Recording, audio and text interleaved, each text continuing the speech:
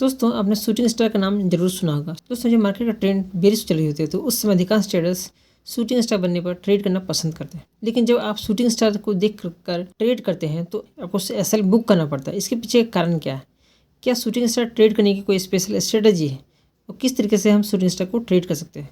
दोस्तों अगर आपके मन में भी इस तरह के सवाल आ रहे हैं तो आप इस वीडियो को अंत तक जरूर देखें, क्योंकि आज के इस वीडियो में हम डिस्कस करने वाले हैं शूटिंग स्टार क्या होता है, शूटिंग स्टार का मतलब क्या होता है, शूटिंग स्टार को हम कैसे पहचान सकते हैं और शूटिंग स्टार कहाँ बनने पर हमें ट्रेड करना चाहिए, शूटिंग स्टार को चार्ट में हम कैसे ट्रेड कर सकते हैं। इन सभी टॉपिक्स के ऊपर आज के इस वीडियो में हम डिस्कस करने वाले हैं। तो सबसे पहले दोस्तों शूटिंग स्टार होता क्या है? दोस्तों शूटिंग स्टार हैमर की तरह ही दिखाई देने वाला कैंडल होता है और यह रेड और ग्रीन दोनों ही कलर में होता है। यह दोनों ही कैंडल बेरिश होता है और दोनों ही बेरिश मार्केट को दर्शाता है।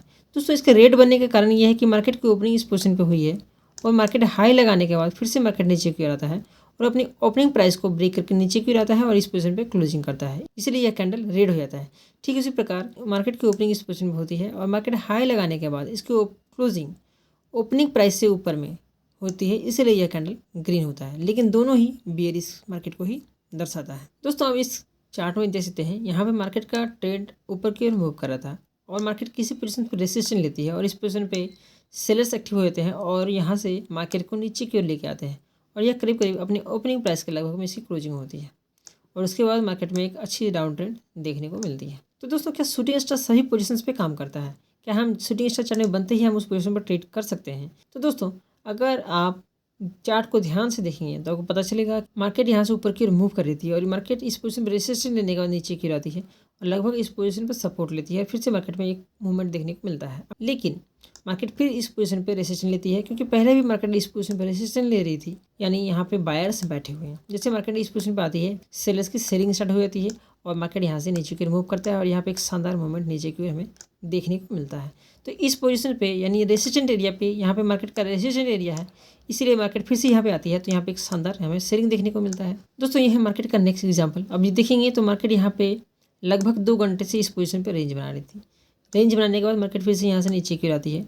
इस पोजीशन पे कुछ बायर्स आते हैं और यहाँ पे बाइंग की कोशिश करते हैं, लेकिन इस पोजीशन पे आप देखेंगे तो मार्केट का जो पहले इस पोजीशन पे रेंज बना रहे थे वह एरिया आप रेसिस्टेंट के रूप में काम कर रहा है, इसीलिए यहाँ पे आते ही यहाँ पे सेलर्स एक्टिव हो जाते हैं और यहाँ पे सेलिंग करना शुरू करते हैं, जिससे कारण यहाँ पे मार्केट में एक अच्छी मूवमेंट हमें देखने को मिलती है। दोस्तों नेक्स्ट एग्जाम्पल आप इस पोजीशन पे देखेंगे तो मार्केट यहाँ से ओपन की ओर होती है और मार्केट इस पोजीशन पे रेसिस्टेंस लेने के बाद फिर से मार्केट नीचे की ओर आती है और फिर से ऊपर की मूव करती है, लेकिन फिर से यहाँ पे मार्केट को रेसिस्टेंस मिलता है और मार्केट इस पोजीशन में थोड़ी बहुत रेंज बनाने के बाद मार्केट यहाँ से फिर से ऊपर की ओर मूव करने की कोशिश करती है, लेकिन पहले मार्केट इस पोजीशन पर रेसिस्टेंस ले चुका था। दोस्तों रेसिस्टेंस लेने का कारण ये होता है कि मार्केट में उस पोजीशन पे सेलर्स बैठे हुए हैं, जिसके कारण यहाँ पे मार्केट ऊपर की ओर नहीं मूव कर सक रही है।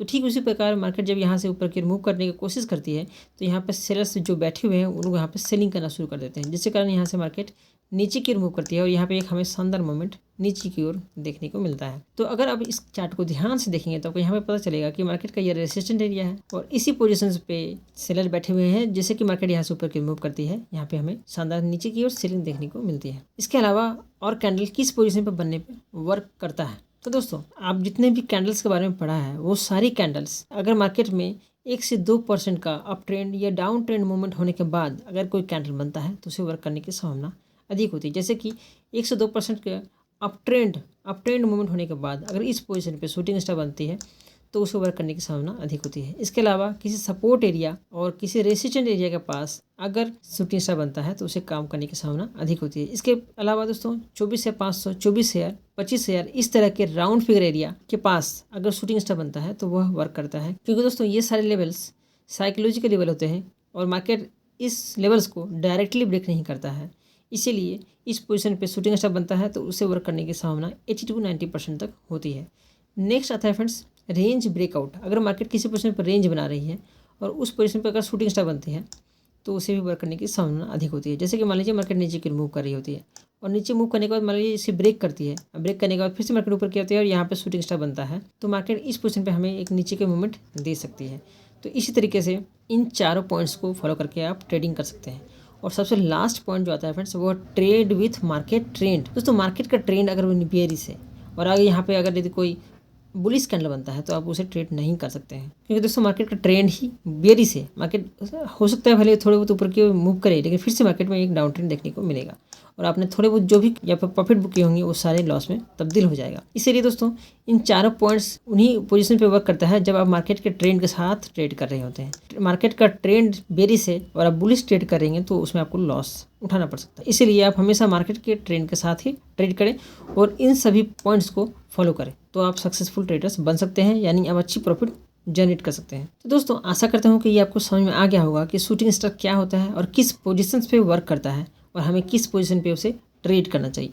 दोस्तों इस तरह की और वीडियोस देखने के लिए सब्सक्राइब करें हमारे चैनल को। मिलते हैं फिर से नेक्स्ट वीडियो में, तब तक के लिए जय हिंद।